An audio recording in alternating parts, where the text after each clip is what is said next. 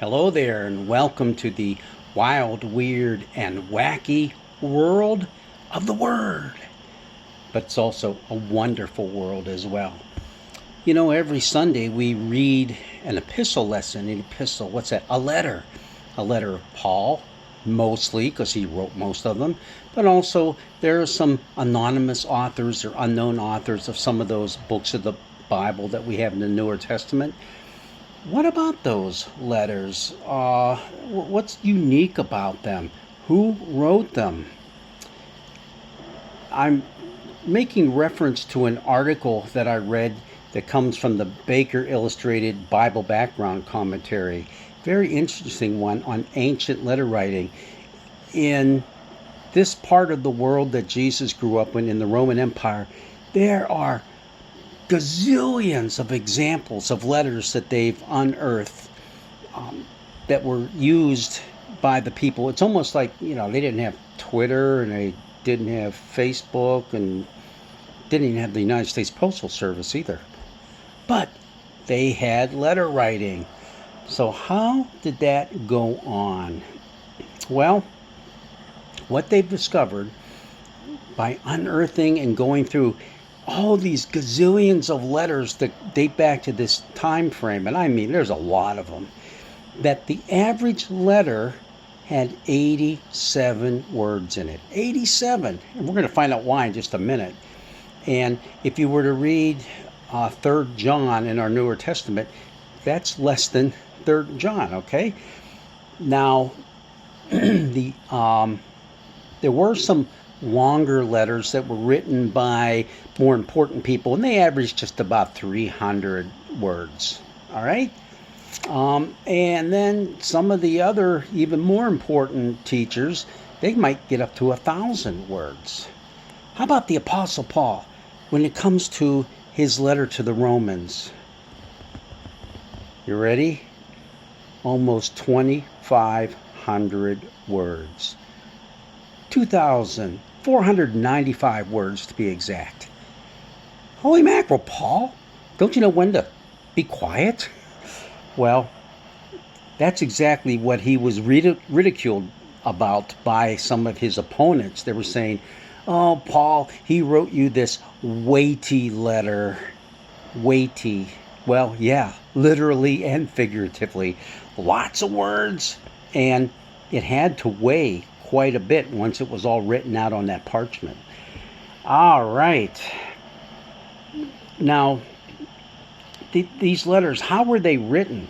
Who actually wrote the letters?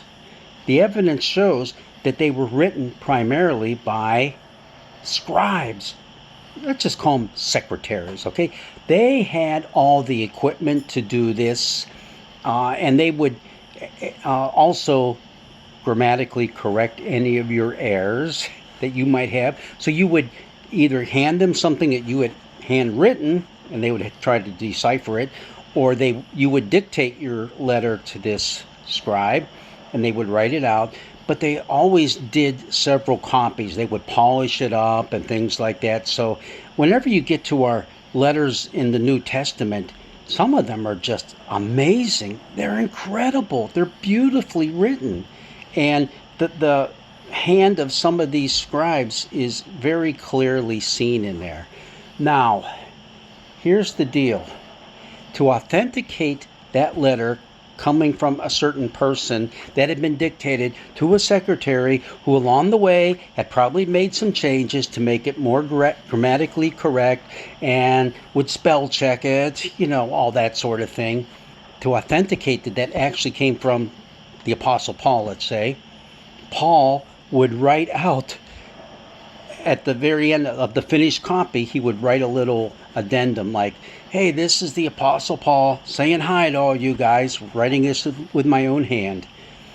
And that would serve as, the signature, so to speak, of the apostle. So, very, very interesting. And it's just a fascinating thing to know that several hands would go into the writing of these letters.